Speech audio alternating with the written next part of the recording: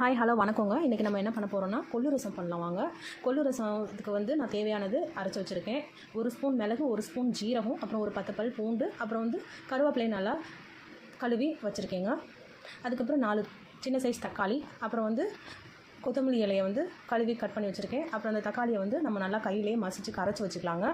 கரைச்சிட்டு புளியை வந்து நான் ஊற வச்சு வச்சுருக்கேன். புளி எவ்வளவுனாக்கா ஒரு சின்ன ஒரு நெல்லிக்காய் சைஸ் தான். இங்கே பாருங்கள், நான் அள்ளி காட்டுறேன். இந்த அளவுக்கு புளி போதுங்க. ரொம்ப புளிப்பாக இருந்தால் வந்து கொள்ளு ரசம் டேஸ்ட் கொடுக்காது, அப்புறம் வந்து புளிப்பாயிடும். இந்த அளவுக்கு போதும், கரெக்டாக இருக்கும். இப்போ அந்த புளியை நம்ம கரைச்சி அதில் தக்காளி கரைசலில் ஊற்றிக்கலாங்க. பாருங்கள், கரைச்சி வச்சுருக்கேன், ஊற்றிக்கிட்டேன். அதுக்கப்புறம் பார்த்தீங்கன்னாக்கா கொஞ்சம் ஒரு 1/2 ஸ்பூன் மஞ்சத்தூள், அப்புறம் வந்து 1 ஸ்பூன் உப்பு அதோடு சேர்த்து போட்டுக்கோங்க. மஞ்சத்தூளும் உப்பும் அதிலே கலந்துக்கலாம், நம்ம போட்டுக்கலாம்.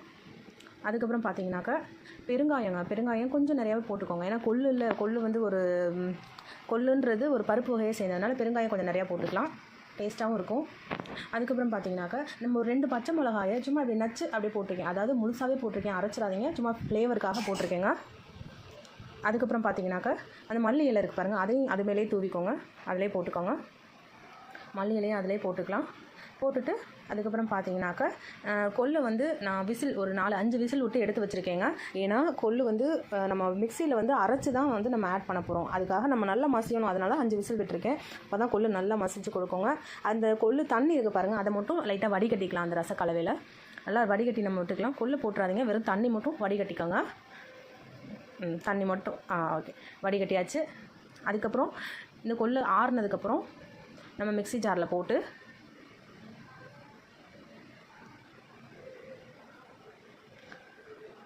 ஆறுனதுக்கப்புறம் சும்மா அவ்வளவும் போட வேணாம், ஒரு அரை கை மட்டும் மிக்சி ஜாரில் போட்டுங்க.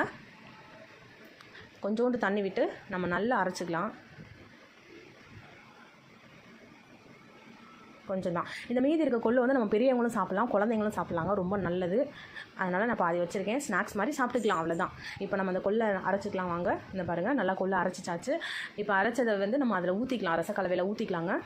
இங்கே பாருங்கள், ரசக்கலவையில் ஊற்றியாச்சு. அதுக்கப்புறம் வந்து நம்ம வந்து அந்த மிக்சி ஜாரில் இருக்கிறது லைட்டாக தண்ணி ஊற்றி அலசி அதில் ஊற்றிக்கலாங்க. வாங்க, தண்ணி ஊற்றி அலசி அதில் ஊற்றிக்கோங்க. ஊற்றிட்டு அதுக்கப்புறம் ஒரு கரண்டி வச்சு நல்லா கிண்டி விட்டுருங்க. ஏன்னா நம்ம வந்து உப்பு, மஞ்சத்தூள், பெருங்காயம், அப்புறம் இந்த கொள்ளு அரைச்சி ஊற்றிருக்கோம், எல்லாம் வந்து நல்லா மிக்ஸ்டட் ஆகணும். அதனால் ஒரு கரண்டி வச்சு நல்லா கலக்கிக்கோங்க. பாருங்கள், நான் எப்போயுமே கொள்ளு ரசம் வச்சா நிறையா தான் வைப்பேன். ஏன்னா எங்கள் வீட்டில் டக்குன்னு தீந்துடும், ஏன்னா எல்லாேருக்கும் ரொம்ப பிடிக்கும். அதுவும் இல்லாமல் தம்பிக்கு வந்து என் பையனுக்கு வந்து சளி 1 வாரமாக, அவனுக்காக தான் இப்போ கொள்ளு ரசமே அவனுக்காக தான் வைக்கிறேன். அதான் உங்ககிட்ட ஷேர் பண்ணிக்கிறேன். ஓகேங்க, நல்லா கலந்துக்கலாம். கலந்துட்டு அதுக்கப்புறம் வந்து அடுப்பை ஆன் பண்ணிவிடுங்க. அடுப்பை ஆன் பண்ணி ஒரு பேன் வச்சு, பேன் சூடானதும் ஒரு 2 ஸ்பூன் ஆயில் போட்டுக்கோங்க. 2 ஸ்பூன் எண்ணெய் விட்டுக்கிட்டு எண்ணெய் நல்லா காயட்டும். எண்ணெய் நல்லா காஞ்சதுக்கப்புறம் நம்ம அரைச்சி வச்சுருக்க அந்த மிளகு, ஜீரகம், பூண்டு, வரமிளகாய் இது எல்லாமே வந்து நல்லா வணக்கிக்கலாங்க.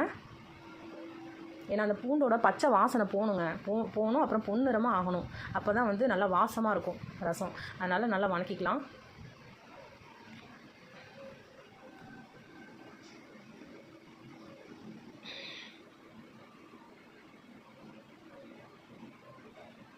பாருங்கள், நல்லா வணக்கியாச்சு. ஆனால் இன்னும் கொஞ்சம் பொன்னிறமாக ஆகணும். பாருங்கள், பொன்னிறமாக ஆயிடுச்சுங்க. பொன்னிறமாக ஆனதுக்கப்புறம் பாருங்கள், நல்லா பொன்னிறமாக ஆயிடுச்சுங்க. அதுக்கப்புறம் நம்ம அந்த ரசக்கலவை இருக்குது பாருங்கள், அதை எடுத்து நம்ம அதில் ஊற்றிடலாம். ஊற்றினதுக்கப்புறம் ஏன்னா அதில் இனிமேல் இப்போ ஒன்றுமே சேர்க்க வேண்டாம், எல்லாமே நம்ம சேர்த்துட்டோம், அவ்வளோதான். இனிமேல் ரசம் வந்து கொதி வர்றது மட்டும்தான். கொதி வர்றதுன்னா இந்த நார்மல் ரசம்னாக்க, நார்மலாக நம்ம செய்கிற ரசம்னா நம்ம வந்து நுர கட்டினதுமே இறக்கிடுவோம். ஆனால் இந்த ரசம் வந்து கொள்ளு ரசங்க, அதனால் நம்ம ஒரு கொதி வந்தால் தான் கொஞ்சம் வாசமானமாக நல்லாயிருக்கும். அப்போ தான் அந்த கொள்ளோட ஸ்மெல் வராது, டேஸ்டியாக இருக்குங்க. நீங்களும் எல்லாம் வீட்டில் செஞ்சு பாருங்கள். அது இந்த மெத்தடு இன்னும் டேஸ்டியாக இருக்கும். பாருங்கள், லைட்டாக நுர கட்டியிருக்குங்க. இன்னும் ஒரு நிமிஷம் வெயிட் பண்ணோம்னாக்கா ஒரு கொதி வந்துடும். ஒரு கொதி வந்ததும் நம்ம வந்து அடுப்பை ஆஃப் பண்ணிடலாம். பாருங்கள், ஃபுல்லாக நுர கட்டிடுச்சு. இப்போ கொதி வரப்போகுது. பாருங்கள், கொதிக்கணும். கொதிச்சிருச்சுங்க, ஒரு கொதி வந்துடுச்சு. இப்போ வந்து நம்ம என்ன பண்ணுறோன்னா, கரண்டி வச்சு சும்மா ஒரு கிண்டி விட்டுட்டு ஆஃப் பண்ணிவிடுங்க அடுப்பை. அவ்வளோதாங்க, கொள்ளு ரசம் ரெடி ஆகிடுச்சுங்க. இப்போ வந்து நம்ம அடுப்பை ஆஃப் பண்ணிக்கலாம். அடுப்பை ஆஃப் பண்ணியாச்சுங்க. இப்போ நம்ம வேறு பாத்திரத்தில் மாற்றிக்கலாங்க. பாருங்கள், கொள்ளு ரசம் எவ்வளோ சூப்பராக ரெடி ஆகிடுச்சு. இப்போ இதுக்கு வந்து நீங்கள் வந்து உருளைக்கிழங்கு தொட்டுக்க, அப்படி இல்லைனா பருப்பு சட்னி எல்லாமே வச்சு சூப்பராக இருக்கும், சாப்பிட்லாம். இங்கே பாருங்கள், நான் இன்றைக்கி வந்து பருப்பு சட்னி தான் வச்சுருக்கேன். கொள்ளு ரசம் வந்து கொஞ்சமாக ஊற்றாதீங்க, நிறைய ஊற்றிக்கோங்க. நான் எப்போயுமே ரசம் வந்து கொஞ்சம் லூஸாக தான் ஊற்றி பிள்ளைங்களுக்கும் ஊட்டி விடுவேன், நானுமே சாப்பிடுவேன். அப்போ தான் டேஸ்ட்டாகவும் இருக்கும். பாருங்கள், நல்லா நிறையா ரசம் ஊற்றிக்கோங்க.